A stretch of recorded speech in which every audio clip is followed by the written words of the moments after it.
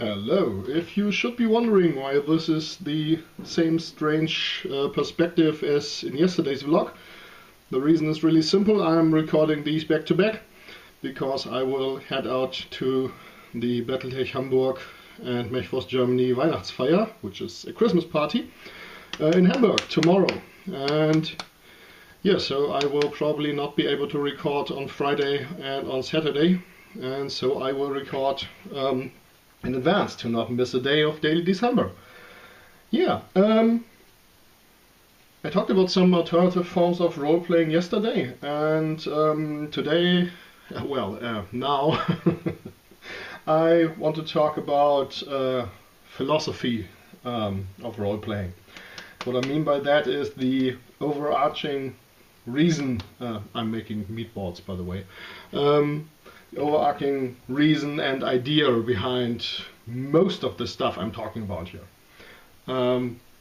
We've got a really bad rainstorm going on outside, so if you hear strange things or see me turning towards the window, which is over there, that's the reason. My personal philosophy in role-playing, I would say there are basically two types, and I wrote this down in a comment the day before yesterday in response to one of Farlinder's great comments there. That just escapes me now which video that was, but it must be the one on the 10th. I think there are basically two types of people in role-playing, just as a very broad generalization. One part of them sees role-playing more as a game, and it's easy to see why. There's rules and you have to keep to them, and or maybe not. And yeah, many role-playing systems have hex grids or other types of maps and use miniatures to play out battles and stuff like that. So that's the gaming side of things. And then there's the group of people who see it more as a storytelling medium or storytelling device. And it's easy to see why that is, because role-playing games are... Most of role-playing, of the time spent role-playing, is pretty independent from the rules and the system. You're just playing your character and you only have to roll and use rules a fairly small amount of the time that you are actually playing. So you could think, well, the storytelling is the important part because it takes up the bigger portion of game time usually. Very combat-heavy groups, that might be different, but let's just assume like that. Let's just assume that I'm right. Okay, so I'm right in the middle. I think storytelling is extra important in role-playing games, but I think it's not only cooperative storytelling, so it's not the game master telling a story and all others just participating in the story. But it is everybody telling a story together. And that's where the interesting element comes in. And the other interesting element is the random element and the rigid structure that the rules give you. Or maybe not so rigid. And a lot of things that I've been saying and that I usually like to talk about come from this perception of mine, what role-playing is. The reason why I really think it is important to have the rules, and that rules should generally not be broken in role-playing, there you have your answer, Farlander, because he asked me that a while back, is that rules in role-playing are like the rules of physics in our real world.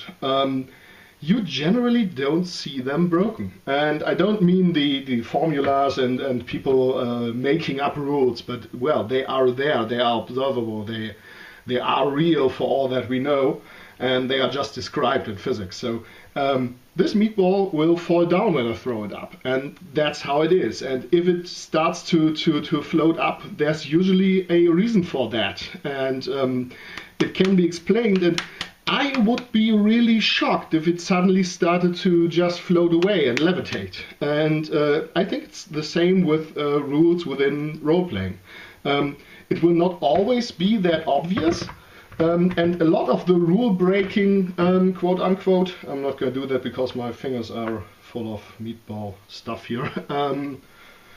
A lot of the rule breaking is actually happens to make the rules, or to because the rules don't work in a way that you would expect them to work, because they are bad for this certain situation, so you decide not to use them or to house rule this or whatever.